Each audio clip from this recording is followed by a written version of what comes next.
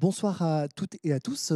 Bienvenue pour ce premier webinaire, le premier d'une série de 6 rencontres dans le cadre du pacte Transmission Reprise. Alors, ce pacte Transmission Reprise, c'est une initiative de la région Grand Est, des CCI Grand Est et de CMA Grand Est, où nous nous trouvons ce soir et qui nous accueillent. On les remercie.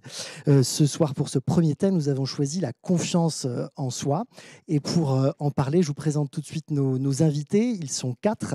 Tout d'abord, Kevin Delfoli, il est repreneur dans le secteur de la pâtisserie, une reprise qui est en cours. À sa droite, Cécile Benoît-Bouchard, conseillère entreprise ici, bonsoir Cécile, à CMA Grand Est et qui a largement accompagné des dizaines d'entreprises avec son équipe et qui connaît parfaitement le sujet et qui est finalement une de nos 2 expertes ce soir. À côté de Cécile, Raoul Guinbert, il est directeur des talents et compétences pour le GIE Amphithéâtre. Il est notre coach certifié. Attention, ça rigole pas.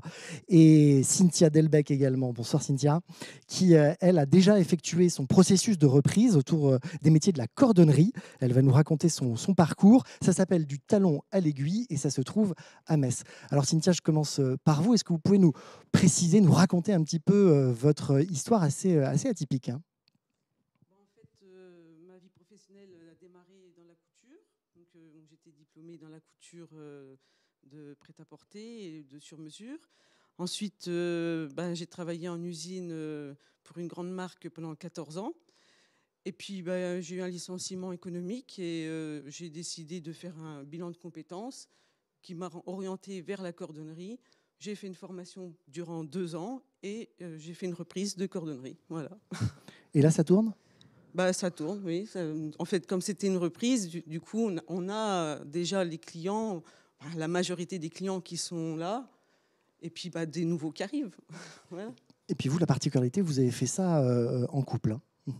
Oui, en fait, c'était déjà mon projet, et suite à des accidents de parcours, qui des fois deviennent des beaux accidents, parce que mon mari m'a rejoint suite à un accident. Enfin, en fait, il était routier, mon mari. Il a eu un accident de travail et il s'est retrouvé qu'il ne pouvait plus reconduire de camion. Donc, du coup, il a décidé de me rejoindre dans mon projet. Et puis, en fait, on s'entend très bien comme ça. En fait, on se complète tous les deux. Formidable. Voilà. On pensera à bien parler très près du micro. Kevin, vous en êtes où de votre processus de reprise? C'est pas terminé. Vous avez encore un job?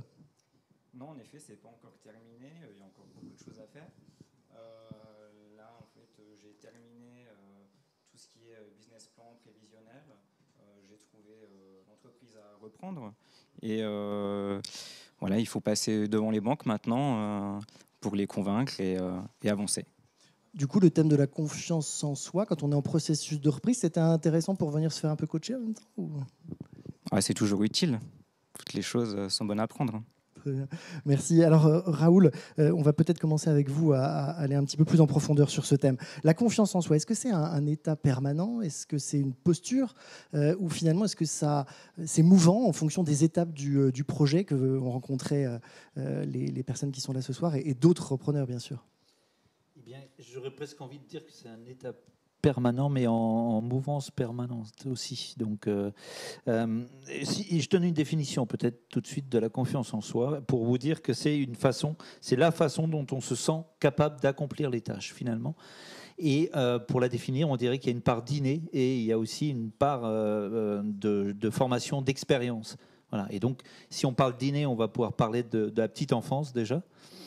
Et on va dire que des enfants ont confiance en soi. Par exemple, je prends l'exemple d'un bébé qui apprend à marcher, typiquement. Et le moment où il se lance pour ses premiers pas, il a franchi déjà des étapes importantes, il a pris confiance en lui.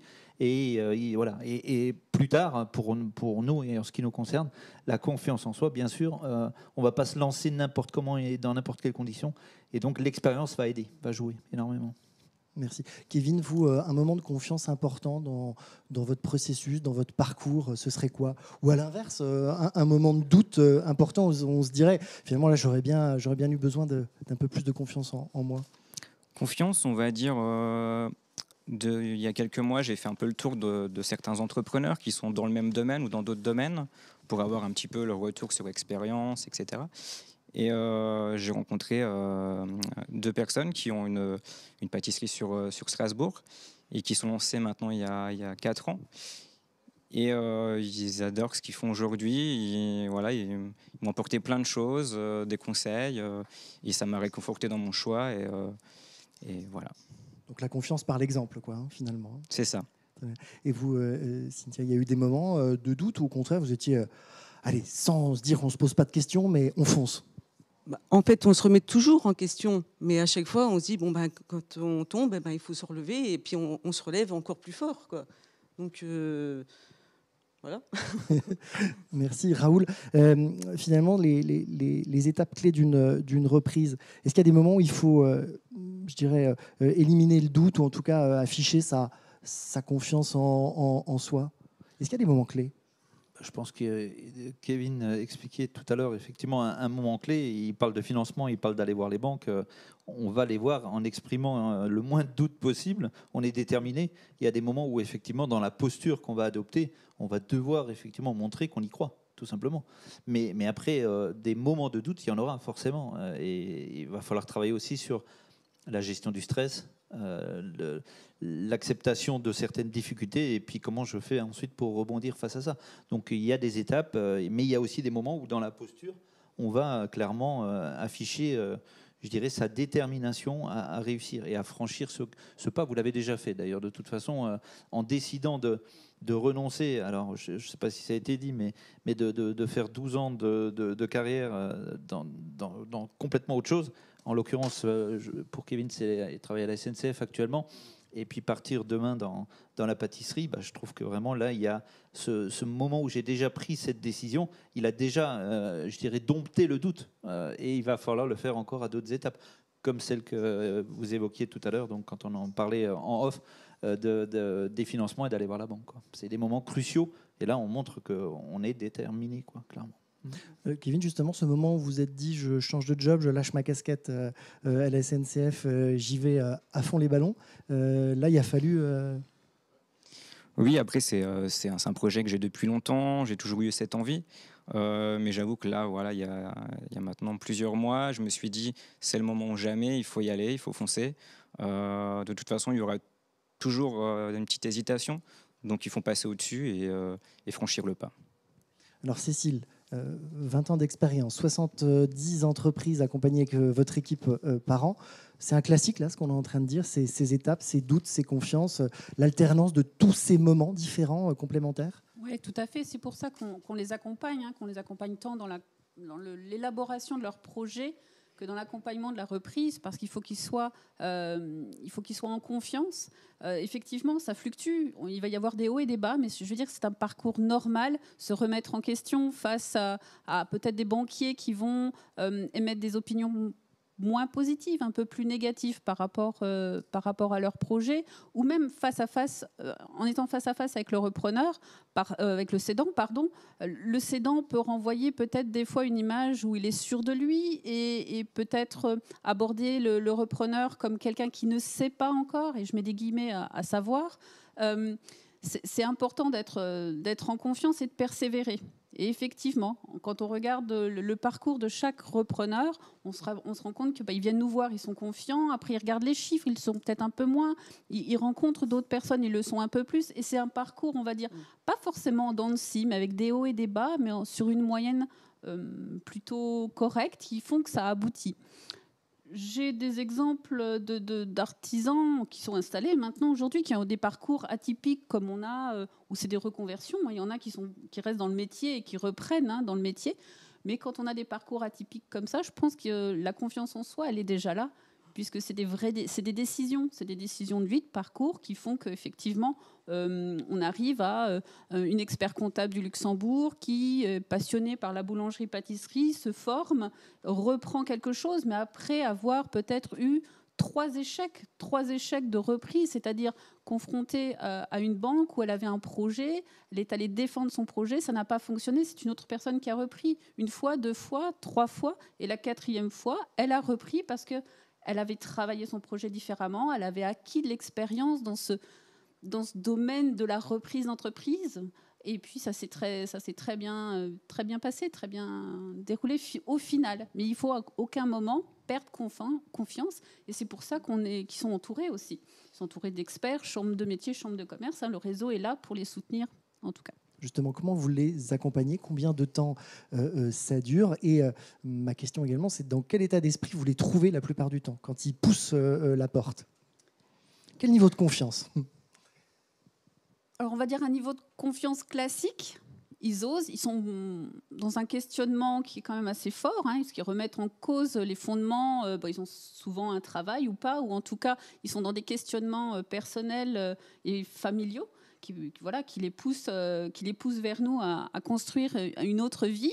On va dire que l'accompagnement, ça peut être très long, très court. Ça va dépendre du profil, ça va dépendre de la personnalité, ça va dépendre du financement.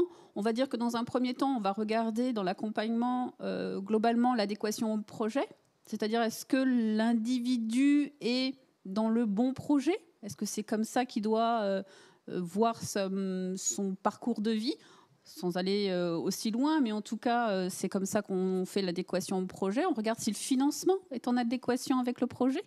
On rencontre quand même quelques rêveurs qu'on accompagne malgré tout, parce que c'est pas parce qu'ils imaginent que c'est facile et qu'ils ont les moyens qu'on peut pas les ramener vers un projet à une dimension un peu plus en adéquation avec leurs moyens financiers.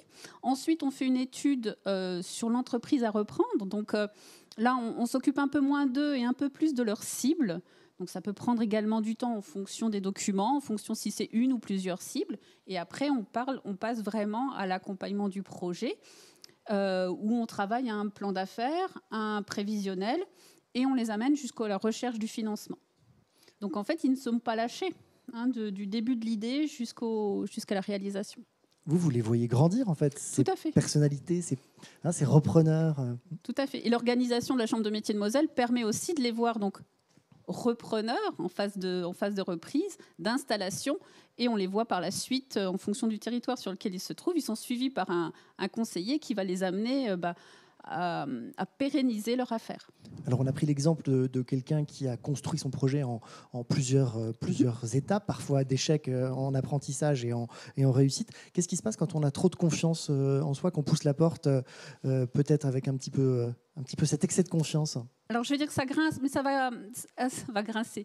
En tout cas, il risque d'y avoir des frictions, tant avec le cédant qui, finalement, lui, vend sa vie passée et qui va se voir confronté à un repreneur qui va acheter sa vie future, et parfois s'entendre dire que ce n'est pas exactement comme ça qu'il ferait et qu'il ferait autrement. Ça peut éventuellement amener à des échecs. J'ai l'exemple d'une esthéticienne qui était très intéressée par la reprise du salon d'esthétique de sa patronne.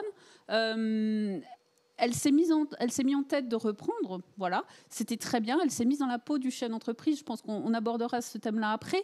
Mais ils se sont bloqués. Chacun est resté sur ses positions concernant le prix de cession et finalement, ça ne s'est pas fait. Donc, avoir confiance, c'est bien. Trop confiance, ça peut parfois provoquer des tensions inutiles. C'est pour ça que je dis qu'il faut faire très attention à la relation qu'on peut avoir avec le cédant, discuter, rester ouvert et comprendre que lui va vendre toute son histoire et que vous allez vous acheter toute votre histoire future en fait. Vous, Cynthia, Kevin, vous y êtes allé dans quel état d'esprit justement sur ce relationnel avec le cédant? Vous avez affiché votre confiance, vous avez écouté ses doutes, c'est un échange. Qu'est-ce qui s'est passé à ce moment-là? Kevin, tu veux parler avant moi peut-être? Moi, de mon côté, la discussion se passe très bien avec le cédant. Et justement, je suis prêt à l'écouter, à voir les points positifs de ce que lui a fait avant, les points négatifs, et pour faire quelque chose de mieux. Et il a confiance en vous? Oui, tout à fait. Il croit aussi au projet que j'ai derrière le sien, et il me soutient en tout cas. Cynthia, En fait, moi j'ai connu mon prédécesseur parce qu'il était en fait mon formateur de tous les lundis au centre de formation. Il venait me donner des cours. C'est déjà lui aussi qui m'a donné aussi beaucoup confiance en moi, parce que en fait, tout de suite quand il m'a vu travailler, il a vu la dextérité que j'avais. Il m'a dit, écoute, t'es faite vraiment pour te mettre à ton compte. Et au fil du temps, il me dit, tu sais, moi, je vais vendre ma cordonnerie, je vais partir en retraite. Est-ce que tu veux l'acheter? Moi, au début, je n'étais pas d'accord d'acheter la sienne. Parce qu'en fait, moi, je ne suis pas de, de Metz. Je suis d'une autre région, enfin, un autre département. Et du coup, au fil en aiguille, d'avoir fait des stages, et je suis arrivée à revenir chez lui et lui dire, on va voir pour faire affaire. Et puis, en fait, on a toujours travaillé ensemble. Moi, je me suis dit, il a resté 35 ans là, c'est qu'il connaît le métier. Donc, j'ai pris son expérience. Lui aussi, je lui donnais aussi mes idées et il me disait ce qu'il pensait de ses idées. Et en fait, on est arrivé à tout construire comme ça. Lui, tout doucement, a lâché son bébé, parce que c'est lui qui l'avait construit, donc c'était son bébé. Lui, tout doucement, a lâché son bébé, et puis moi, de le reprendre, quoi. De fil en aiguille, vous nous avez Et dit. de Donc fil ça, en aiguille. ça se construit effectivement. Mais il y a un niveau pour vous deux, un point commun, c'est peut-être le niveau d'expertise. Vous êtes vous avez dit la dextérité du métier. Kevin, vous connaissez, vous avez la passion pour la pâtisserie. Ça fait un socle commun, pardon. Ça peut aider. Mais je me retourne vers Cécile. Il y a aussi des reprises qui sont dans une relation cédant-repreneur sur lesquelles il n'y a pas ce niveau d'expertise. Est-ce que ça, au niveau de la confiance en soi, de la confiance en l'autre, est-ce que ça change quelque chose? Alors, il va falloir convaincre, effectivement. Dans l'artisanat, on a 2 artisans ici. Dans l'artisanat, c'est plus rare, parce qu'on est quand même sur des métiers qui exigent un niveau de compétence et de technicité quand même élevé. C'est pas impossible de reprendre une entreprise pour laquelle on n'a pas la connaissance du métier. C'est plus compliqué. On peut s'appuyer sur les salariés. On peut s'appuyer aussi sur des formations. On peut se former aussi au métier. C'est important. Il existe des systèmes, des financements de formation, ou en tout cas des aides de la région Grand Est, pour parler d'elle, qui permettent de soutenir ces projets où on rentre en phase, on va dire, d'apprentissage un certain temps pour basculer sur de la connaissance de métier. C'est plus compliqué. Effectivement, il faudra plus travailler sa confiance en soi, mais ça peut être compensé par une vraie volonté, des moyens financiers, une équipe déjà en place, ou un réseau qui pousse dans le bon sens, on va dire.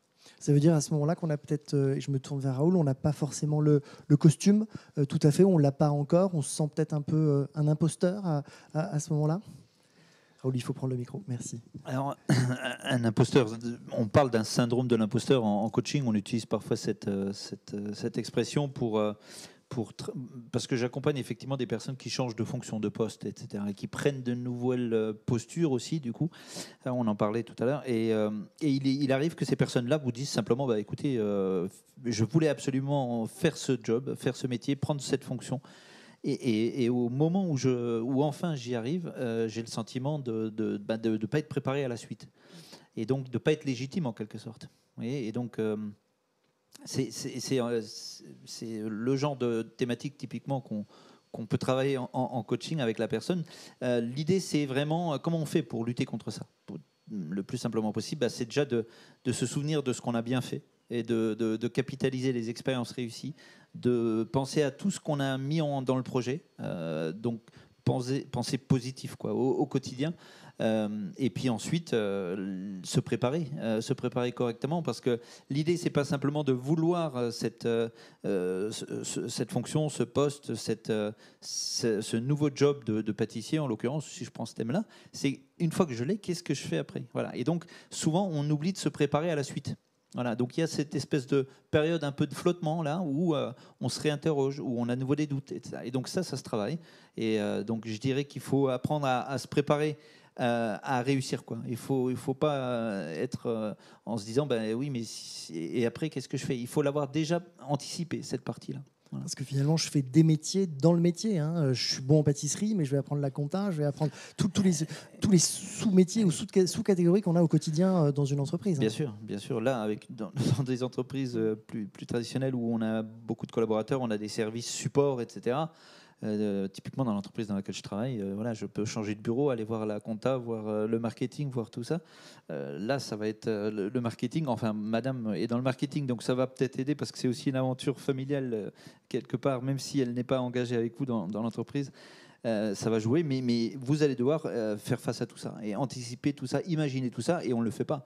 Et donc, il va y avoir des moments où on va être face à des choses qu'on n'avait pas prévues ou anticipées. Mais dans l'absolu, je dirais que pour, en tout cas, faire face à ce problème d'imposture qu'on peut imaginer ou de sentiment d'illégitimité, c'est de se préparer le mieux possible, essayer d'imaginer le maximum de scénarios à l'avance, quoi. Voilà. Cynthia, ça vous est arrivé ces moments où vous disiez j'étais doué dans ce que je faisais là, puis là finalement je me sens peut-être pas tout à fait à ma place sur cette partie du job? On va dire que le métier de cordonnier, il faut être très polyvalent. Donc, des fois, il y a des choses qu'on n'a pas appris au centre de formation, qu'on n'a jamais vues. Il faut vraiment improviser. On ne sait jamais le résultat final qu'il va donner, quoi. Donc, il faut imaginer et puis faire. Et puis, il faut se lancer. Et puis, voilà, on verra bien le résultat à la fin, hein.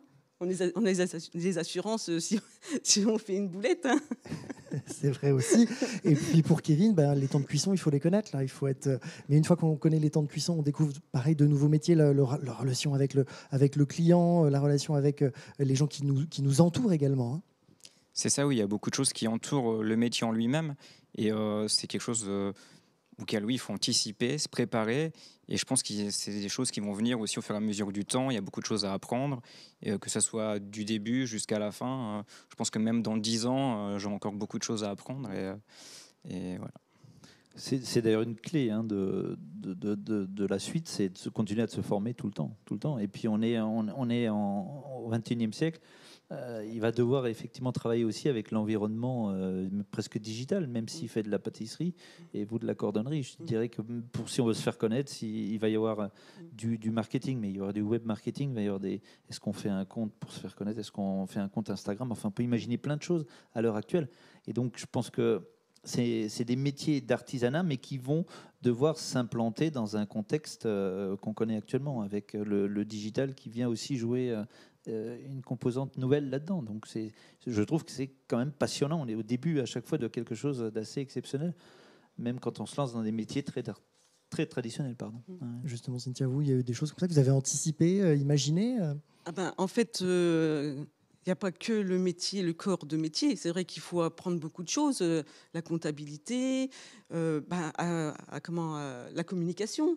Moi, du coup, j'ai travaillé beaucoup sur ma vitrine, à faire quelque chose qui se voie de loin. Là, je reviens de remettre à nouveau un panneau.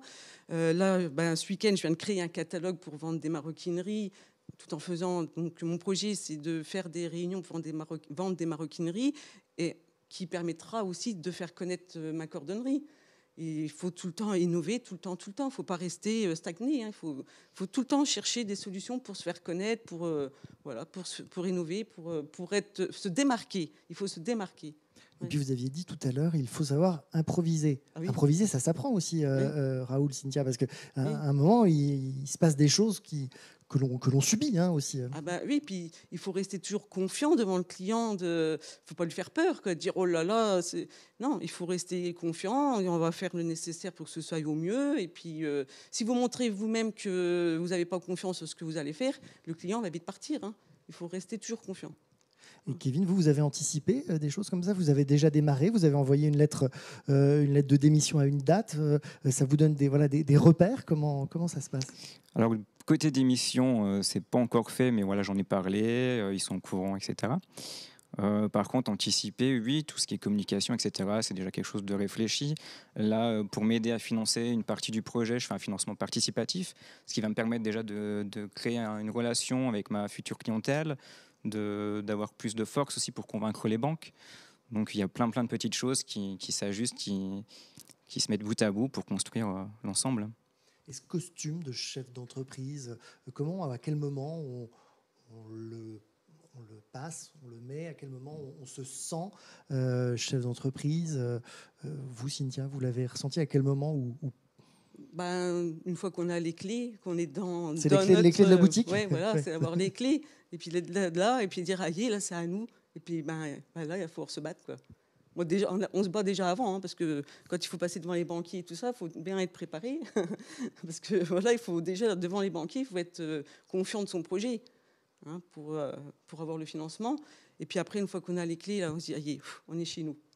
Je reviens vers Cécile sur cette question justement du costume du chef d'entreprise. Vous en avez vu passer quelques-uns. Justement, cette bascule, elle a un point commun? Elle se fait différemment selon les parcours et les métiers, ou...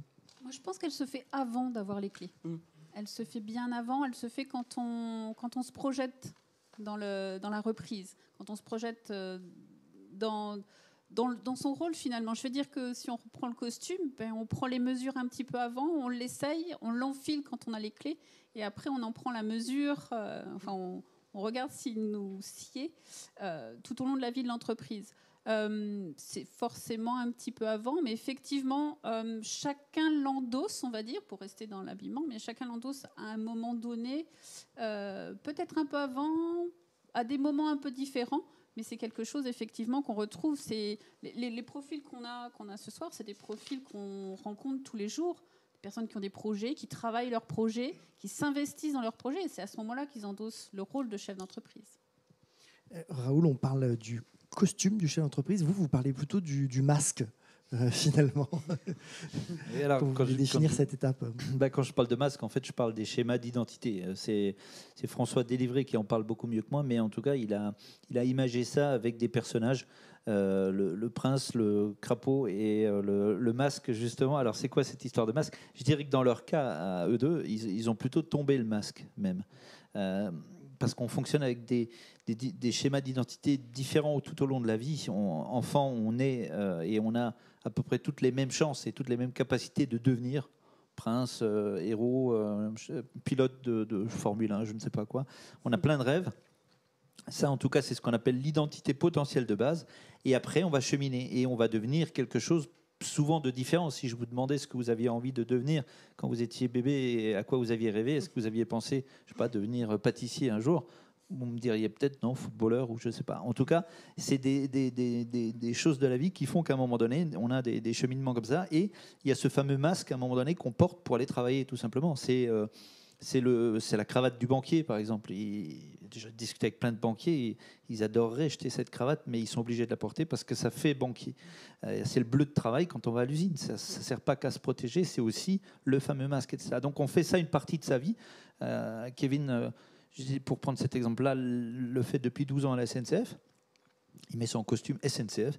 Et puis un jour, il décide de dire non au crapaud. Le crapaud, c'est la petite voix intérieure qu'on a aussi et qui nous dit tu n'y arriveras pas et tu n'es pas capable. Et puis ne te lance pas là-dedans, etc. C'est un peu si je prenais l'exemple d'un fumeur, s'il y a des fumeurs qui, à un moment donné, ont essayé d'arrêter de fumer, il y a cette voix intérieure qui dit mais tu n'y arriveras pas. Et en fait, on va aller acheter des cigarettes électroniques, des patchs, des machins qui servent. Tout ça, à mon sens, ne sert pas à grand-chose. C'est plutôt faire taire le crapaud qu'on a et lui dire maintenant j'y vais, quoi. Et just do it. Et donc ils y vont tous les deux.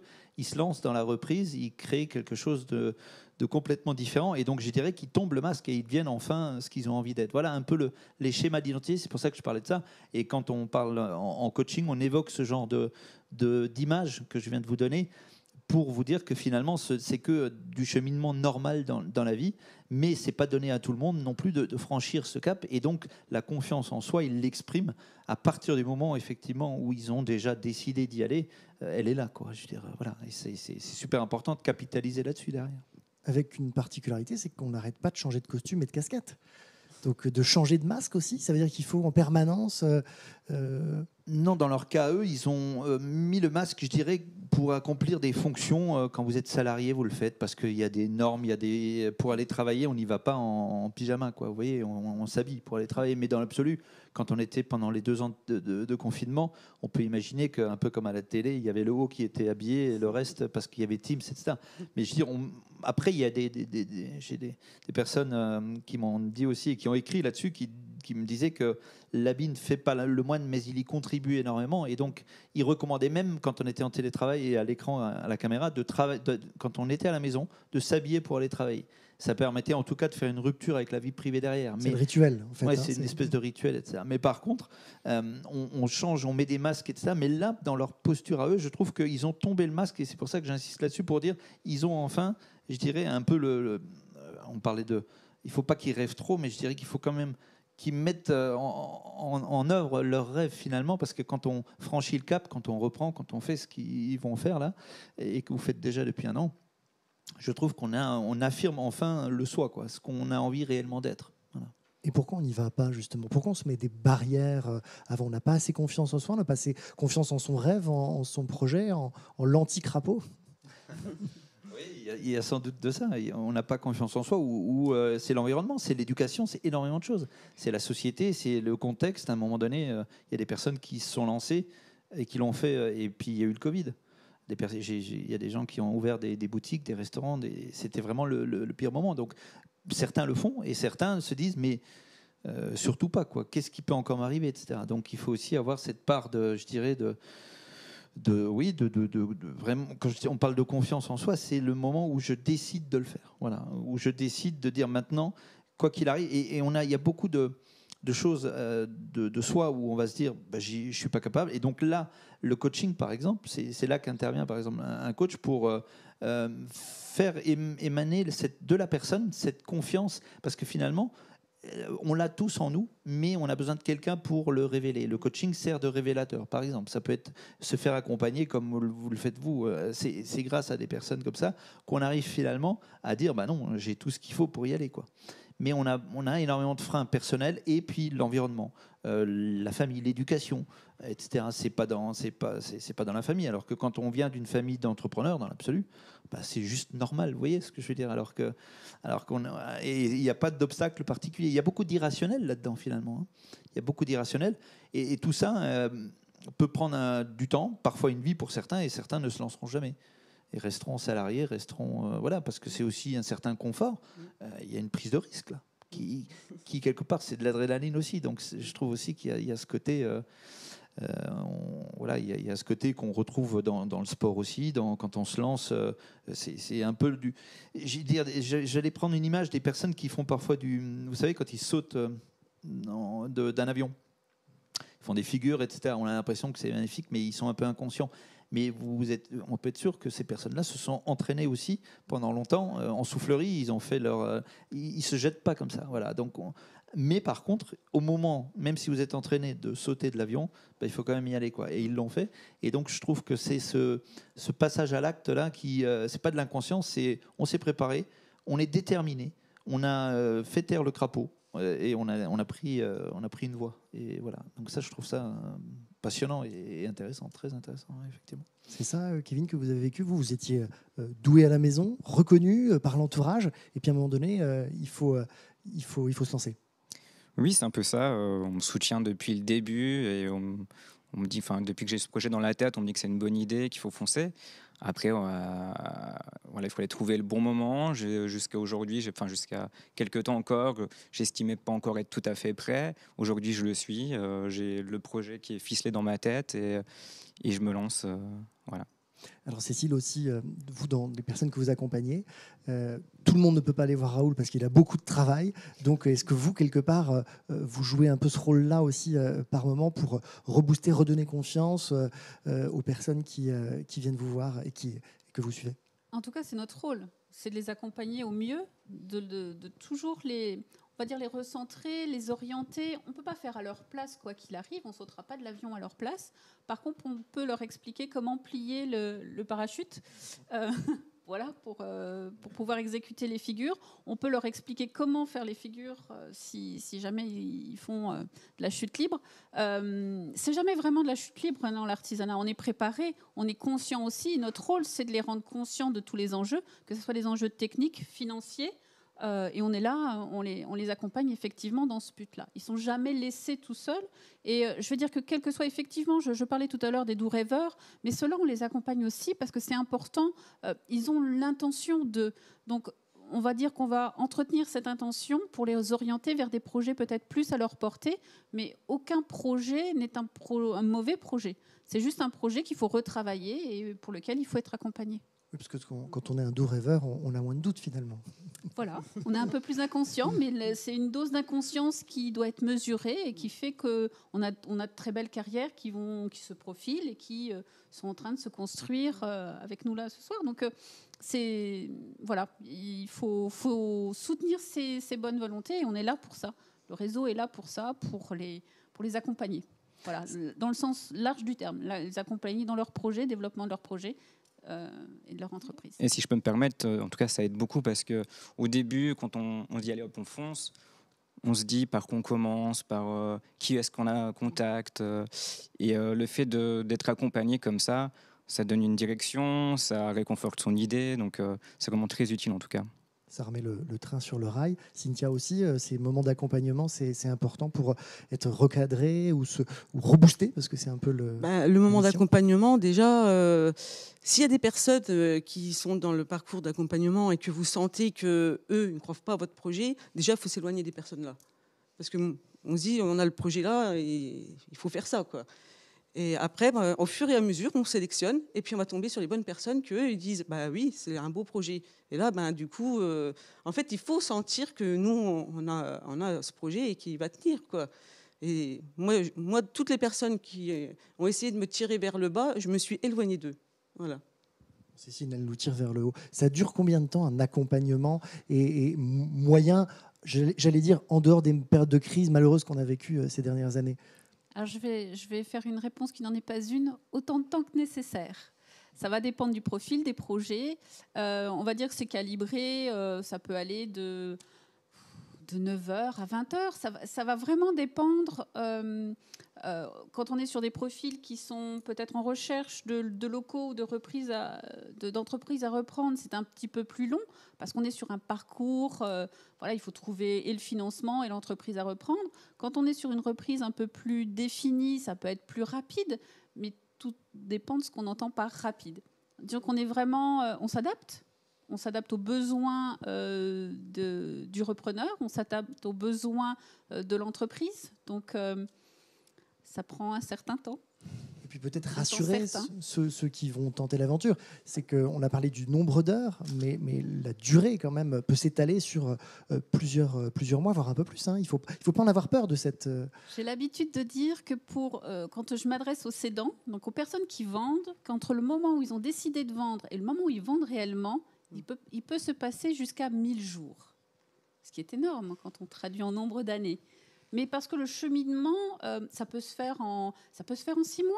C'est qu'une rencontre de 2 projets, un projet de reprise, un projet de cession. Ils peuvent ne jamais se rencontrer. Et là, on est sur des entreprises qui sont à céder, voilà, et qui le seraient toujours, malheureusement. Et puis, on a des projets qui se rencontrent, un projet de reprise, un projet de cession. Ce n'était pas forcément peut-être gagné au démarrage, mais ça a matché finalement. Donc, c'était quoi? C'était l'année, 2 ans.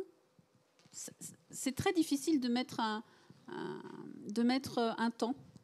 Je veux dire que ça dépend tellement de paramètres que, on va dire que ça tombe au bon moment, quand ça tombe. Moi, ce que j'ai retenu, c'est qu'il faut être confiant ou avoir confiance en toute conscience. Raoul, ça c'est important d'y aller les yeux ouverts, finalement, de se réinterroger régulièrement, d'avoir confiance en toute conscience. Confiance, ça ne veut pas dire être imbu et prétentieux. Ça serait, là, on risquerait effectivement de se tromper, un excès de confiance. Non, l'idée, c'est d'y aller en pleine conscience. Ça veut dire qu'on a... et ils le font d'ailleurs, puisque là, dans votre cas, vous le faites en plus en couple. Donc, je veux dire... c'est une décision aussi qui se parle, qui s'est parlé avant, qui a été travaillée. Et dans votre cas, votre épouse n'est pas dans l'entreprise, mais par contre, quelque part dans la composante familiale, on enlève une certaine sécurité de votre côté en quittant votre emploi à la SNCF pour vous lancer. Donc je trouve que bien sûr, il faut y aller les yeux ouverts et en parler à son entourage proche. Vous avez parlé aussi moi, je vous parlais de croyances limitantes personnelles, mais vous avez aussi fait, je dirais, le ménage dans ce qui pouvait être néfaste et négatif et qui pouvait vous empêcher d'accéder. Donc, je trouve qu'il y a tout ce travail-là qui a été fait. Il y a un vrai travail, effectivement, de pleine conscience avant d'y aller, quoi. Et après, une fois qu'on a fait tout ça, je dirais que c'est un peu le tableau de bord, la checklist avant de décoller. Et c'est ça qui est intéressant aussi. Et un pilote de ligne ne va pas le faire décoller s'il y a un voyant qui est rouge, quoi, qui reste. Vous voyez. Et donc là, on est obligé de garder les yeux ouverts et de rester et d'y aller en pleine conscience. Oui, bien sûr. Kevin, bien entouré, hein, c'est important. Être rassuré dans la confiance, dans l'image qu'on renvoie, que l'autre nous renvoie. Oui, je pense même que c'est indispensable. On a besoin de se sentir poussé pour avancer. Et en tout cas, de mon côté, c'était le cas. Et Et je pense que c'est ce qui fait aussi que je me lance aujourd'hui. Cécile, cette notion justement d'accompagnement, d'être bien entouré, on en a parlé en préparant, c'est un petit peu aussi la notion de tiers de confiance, parce qu'on l'a tous. Kevin, ça va être peut-être sa compagne, Cynthia, le duo qu'elle forme. Voilà. Donc, est-ce qu'il y a des tiers de confiance reconnaissables, identifiables par projet ou... Sans la famille, c'est compliqué de faire aboutir son projet, quel qu'il soit, si la famille, en tout cas si l'environnement familial ne soutient pas. Après, effectivement, on doit s'entourer de personnes. Alors, on parle d'experts, mais c'est pas ce mot-là me gêne. Mais on doit s'entourer de personnes qui savent, à un moment donné, intervenir pour conseiller, pour pousser dans le bon sens, pour pendant les moments de doute dire mais si. Vous avez effectivement ces compétences, vous avez les moyens de vos ambitions. Regardez comment on peut faire pour régler ce problème, si problème il y a, ou en tout cas mettre en avant les avantages, les points positifs du projet. Donc oui, on va dire que le tiers de confiance, ça va être la personne qui va savoir à un instant T soutenir, pousser, orienter, présenter la bonne personne, utiliser son propre réseau pour le partager avec le porteur de projet, on va dire, au sens large, hein, le repreneur, pour ce qui nous intéresse aujourd'hui. Ça va être ça. Ça va être... le réseau est très bien constitué. On y retrouve tous les tiers de confiance. En tout cas, on essaye d'avoir des partenariats avec ces tiers de confiance pour justement faciliter le travail de réflexion et la mise en œuvre du projet de nos repreneurs. Pour bien qu'on comprenne les tiers de confiance, on peut les lister, les décrire ? Ça va être l'expert comptable, ça va être le partenaire bancaire, ça va être le réseau consulaire, hein, chambre de commerce, chambre de métier, ça va être le fournisseur, ça va être l'ancien dirigeant, le cédant, ça va être, on va dire, l'ensemble des facilitateurs et des partenaires quotidiens de l'entreprise. Sans fournisseur, pas de matière première, sans client, pas d'activité. Mais je veux dire que c'est tout ça qui va permettre... de se créer ses propres tiers de confiance. Mais je vais dire que le principe... je vais prêcher pour ma paroisse. Les tiers de confiance à aller chercher, ça va être le réseau. Ça va être, quand je parle réseau, je parle chambre consulaire. Ça va être les personnes les plus à même à répondre aux questions qui se posent sur l'environnement de la reprise. Cynthia, dans la liste des tiers de confiance, il y a évidemment le repreneur parce que vous le connaissiez comme formateur. Il y a d'autres personnes qui ont été clés dans ce processus ? Bien sûr, mon mari, parce qu'il m'a rejoint dans mon projet. Mes filles aussi, qui ont fait, qu'ils étaient là aussi pour nous soutenir, parce que pour eux, à notre âge, tout recommencer comme ça, ils sont fiers de leurs parents, quoi. Et puis voilà, quand on a des défaites dans la vie, des accidents de parcours et tout, il faut se relever et puis pas se laisser enterrer. Et le fait d'avoir déjà la famille qui est là pour vous soutenir, c'est déjà bien. Après, avec le centre de formation aussi qui ont été beaucoup présents. On cherche toujours du soutien quelque part, ça c'est sûr. Raoul, il faut consolider, réassurer régulièrement auprès de ses proches, auprès de ses tiers, son projet, son parcours. Oui, ça me paraît important, effectivement, parce qu'il y a ces étapes, il y a ces moments où il peut y avoir encore des complications, des difficultés. Donc, avoir des personnes, c'est comme si dans une salle comme celle-ci, vous avez des personnes à un moment donné de confiance, vous la regardez et c'est reparti, vous avez un petit doute, etc. Mais là, ça va être pareil, vous allez pouvoir retourner vers ces personnes qui vous ont aidé au départ à la mise en place et à la mise en route. Et donc, ces personnes-là restent des référents. Et quelque part, le cédant peut même devenir... je dirais, pas un coach, mais un mentor, pour le coup, quelqu'un qui est là pour assurer la transmission aussi. Il a plus je dirais, d'intérêt personnel dans l'affaire, puisque, au contraire, il va être très heureux de voir que c'est devenu quelque chose, même transformé, etc., et que sa vie, qui a une suite, et donc, quelque part, ça peut aussi être une référence. Déjà, il est venu vous le proposer. J'imagine que cette personne-là, vous l'appelez dans quelques temps, 1 an, 2 ans, 5 ans, vous lui dites, au fait, j'ai eu ça. Est-ce que ça te parle ? Comment tu ferais ? Enfin voilà, c'est plutôt, vous voyez, c'est des personnes ressources où on va pouvoir les chercher dans tout le réseau de la manière la plus large possible. Voilà. Et d'ailleurs, c'est pour ça aussi que quand on fait appel à à du coaching, par exemple, c'est pas un one shot. C'est pas vous travaillez avec la personne. C'est mes accompagnements, par exemple, ça dure une année, quoi. On est sur 12 mois déjà, vous voyez. Et donc, ça permet aussi à la personne régulièrement de se poser à un moment donné avec quelqu'un et de se face à un miroir, en quelque sorte, qui va l'aider à, je dirais, c'est un peu de l'alibi aussi pour vous poser, parce que vous allez avoir le problème qu'on a aussi quand on est à faire tous ces jobs en un, c'est qu'on va vraiment à la tête dans le guidon à un moment donné. Et il faut arriver quand même à prendre un peu de recul et de hauteur pour voir ces difficultés, pour pas se les prendre en pleine face. Donc, c'est aussi quelqu'un qui, quelque part... Donc, il y a toutes ces ressources que vous avez évoquées et que je suis en train de vous expliquer qui vont permettre... Il faut avoir effectivement des personnes de confiance, des références, des gens qu'on peut appeler. Et puis, la famille, c'est primordial parce que la confiance en soi, on est clairement dans la confiance en l'autre, hein, dans vos deux hypothèses des deux situations là, qu'on évoque. C'est vrai, si vous me permettez, c'est vrai que le prédécesseur, c'est très important. Je veux dire... Moi, M. Igloff, qui était l'ancien cordonnier, m'a toujours accompagné. Et même encore ce matin, on s'est appelé. Et maintenant, il habite loin d'ici. On s'appelle toujours. S'il y a des choses qu'on ne sait pas en visio, on essaye de régler le problème. Ça fait maintenant 1 an que j'ai la cordonnerie, mais je sais qu'à n'importe quel moment, pour n'importe quoi, je peux l'appeler. Et lui, en plus, lui, il est content quand je l'appelle, lui demander un conseil. Voilà. En fait, je peux le dire, c'est mon père spirituel, quoi. Ah oui. Le cédant est le grand absent de la table ronde et il est présent finalement partout. Cécile, ça c'est vrai, cette relation avec le cédant, ça donne confiance finalement en soi quand il y a cette rencontre dont vous parliez tout à l'heure. Voilà, il faut que ça matche. Bon, après, il peut se passer aussi où ça ne matche pas, où le projet de chacun, pour l'un c'est reprendre, pour l'autre c'est céder et partir.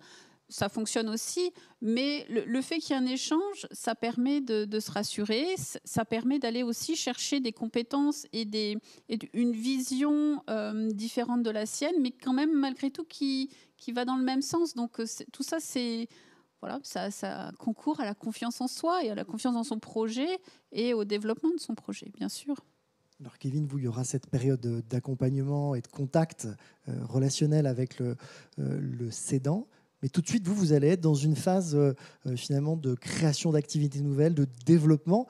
Là, vous allez cumuler les deux, reprise et finalement création. Donc peut-être un peu moins de cédants présents, un peu moins de conseils. Il va falloir faire encore plus. Oui, c'est ça. Après, je sais qu'il va m'apporter des choses aussi. Mais moi, le but, c'est de vraiment tout transformer, de partir sur quelque chose un peu plus large,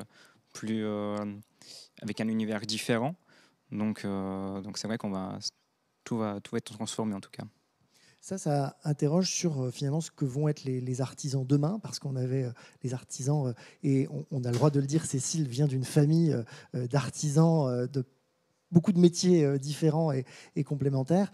Les artisans d'aujourd'hui, de demain, c'est pas tout à fait les mêmes. Les notions de maison, de famille, et puis les aspirations changent également, les aspirations du quotidien, comme dans beaucoup de métiers. Ça veut dire une dynamique nouvelle quand on fait ce genre de reprise dans les métiers de l'artisanat. Toujours. C'est toujours nouveau, c'est toujours renouvelé.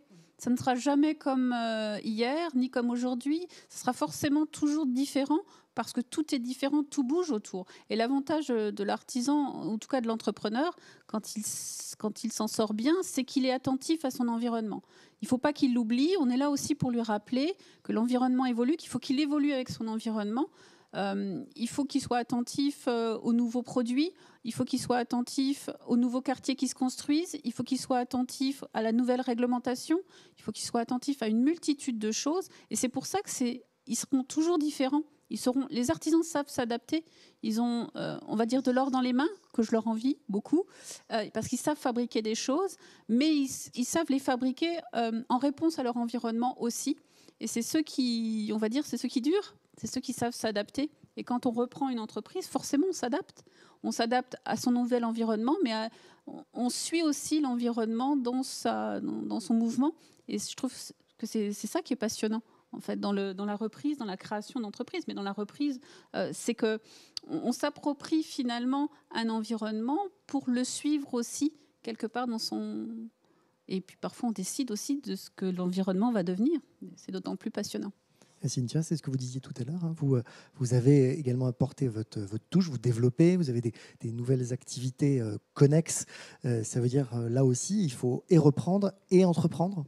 Bah oui, parce que déjà, la cordonnerie, il n'y avait qu'une seule personne. Nous, on arrivait à 2, donc il faut sortir de salaire, donc il faut développer. Donc déjà, dès le départ, c'était de dire, bon, déjà, il y a le cœur du métier, mais il faut qu'on rajoute des cordes à nos arcs pour pouvoir développer. Donc du coup, moi, comme j'avais cette partie couture, moi, j'avais déjà couture sur cuir, réparation vêtements en cuir et tout ça, il n'y a pas de problème. Mon mari, lui, je lui dis, écoute, toi, il faut que tu fasses une formation, en plus de la cordonnerie, il faut que tu fasses une formation de dépannage serrurerie, ce qui fait le mois prochain, il l'a fait. Et puis, au fur et à mesure, on rajoute des choses, quoi, hein. Je fais la vente de maroquinerie qu'avant, ce n'était pas fait dans la cordonnerie de M. Igloff. Enfin, plein de choses, quoi. Tout doucement, on rajoute. Le cordonnier, c'est comme ça, il faut faire beaucoup de choses. Voilà. Merci Raoul, c'est exactement ce qu'on se disait, hein. Il faut continuer sans cesse pour avoir confiance en soi, au quotidien, hein, finalement. Dans le projet, une fois qu'il est lancé, il faut continuer à s'investir, à se renouveler et à être l'artisan de demain. On peut de toute façon pas se reposer sur ses lauriers, et c'est pas et quand on se lance comme ça, c'est clairement pas ce qu'on cherche à faire. Donc j'entends évidemment cette diversification qui est nécessaire, et on va d'ailleurs, quand on va chez un cordonnier, aujourd'hui on n'y va pas forcément pour refaire des chaussures, etc. Si, on va encore mettre des semelles, etc. Mais on y va pour faire une clé. Je crois qu'on peut y avoir des commandes, refaire la commande de son portail, enfin plein de choses. Donc voilà, il y a effectivement déjà une offre, et puis surtout il faut s'adapter à son environnement, aux besoins de l'environnement. Il faut donc, ça j'imagine bien que ça a été fait, toute cette étude préalable, mais aussi sentir l'environnement et contribuer à peut-être le faire évoluer aussi avec ses spécificités. On ne fera pas comme le boucher ou le boulanger d'il y a 20 ans ou 50 ans, etc. Moi, je me rappelle du village dans lequel j'habitais, à 3h du matin, on allait sonner parce qu'on voulait faire un barbecue sauvage. Le boucher se levait, il nous faisait des saucisses, etc. On repartait. Mais tout ça, c'était il y a longtemps, quoi. C'était avant. Aujourd'hui, on doit faire avec l'environnement. Et puis, je suis entièrement... C'est là que je pense vous allez contribuer à faire évoluer l'environnement autour de vous, tout en étant attentif aux besoins des gens en matière de cordonnerie pour vous, et puis et de pâtisserie, et puis aussi le concept, c'est pas que de la pâtisserie d'ailleurs, vous avez un concept aussi qui est assez novateur, jeune, dynamique, etc., qui va amener aussi du public, je dirais, assez jeune, et qui a envie de ces environnements un petit peu vous m'aviez expliqué tout à l'heure, je ne sais pas si vous l'aviez dit, mais peut-être préciser ça, parce que c'est pas que de la pâtisserie, votre affaire. Non, en effet, c'est un coffee shop qui va proposer de la pâtisserie, et le tout dans un esprit un peu atelier d'artistes, avec des événements artistiques, etc. En fait, on ne voulait pas trop décrire, parce qu'on espère être tous invités, évidemment, à l'inauguration. Mais vous voyez le loft new-yorkais là qu'il est en train de faire, l'esprit un petit peu... voilà, je trouve que c'est autre chose que simplement de dire je reprends de la pâtisserie, quoi. Donc c'est en ça que c'est des créateurs, quoi. Ils vont amener leur touche, et au fur et à mesure, je pense effectivement que pour pouvoir vraiment réussir là-dedans et se développer et continuer comme ça, c'est d'avoir toute cette énergie créative derrière, quoi. Et c'est ça qui est génial. Et pour vous différencier aussi, on ne peut pas faire la même chose. Et puis le but, c'est pas de redevenir, je sais pas, le roi du croissant. Là, il y avait dans le secteur, on en a connu, en Moselle-Est, on avait un certain monsieur Neuhauser qui à l'époque était connu pour ses croissants. Voilà, j'espère que Kevin sera connu pour toute autre chose, mais ça sera sa patte, sa touche, et la vôtre avec. Voilà. Kevin, justement, cette notion de choix entre création et reprise, vous faites les deux en même temps. Et qu'est-ce qui vous a séduit dans la reprise? C'est un accélérateur pour vous? Oui, c'est un accélérateur, parce que moi, j'avoue, dans un premier temps, je voulais faire le choix de la création. C'est vrai qu'aujourd'hui, la création, c'est bien, mais on se heurte à des soucis de délai administratif, ça prend du temps, ça prend encore plus d'énergie. Donc se baser sur quelque chose un socle solide, entre guillemets, et le peaufiner, l'agrandir, ça simplifie certaines choses, et on peut se consacrer à d'autres choses pour avancer. Ce processus de reprise, c'est un peu la course de haies, hein, Raoul. En tout cas, c'est pas tout plat. Je pense que c'est pas un 100 mètres tout plat. À la Ben Jonson, il va y avoir des haies. Bon, voilà, on en a parlé depuis le début. Il y a des obstacles, mais les haies, c'est pas un problème finalement. Donc, je pense qu'on peut faire autrement pour arriver au bout du 100 mètres, même s'il y a des haies. Il suffit de savoir les contourner du bon côté et de la bonne façon. Donc voilà, même si on est un peu moins sportif, je pense que c'est jouable. Il n'y a pas de souci particulier avec ça. Ouais. Cynthia, c'était une course de haie aussi. Il a fallu franchir des étapes. Vous regrettez pas, vous en êtes tout. Ah ben moi, mon seul regret, c'est de ne pas avoir franchi le pas avant.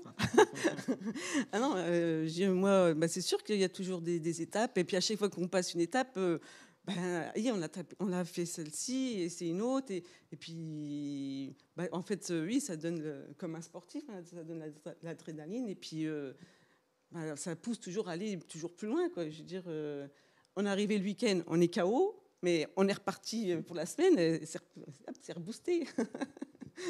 Ce qui est bien, c'est que je vois que vous faites déjà une différence entre week-end et semaine.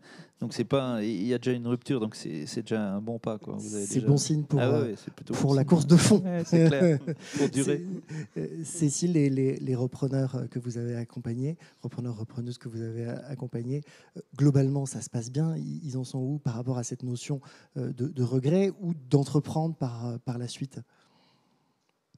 Alors, j'en ai très peu qui regrettent parce que pour être preneur, il faut avoir repris.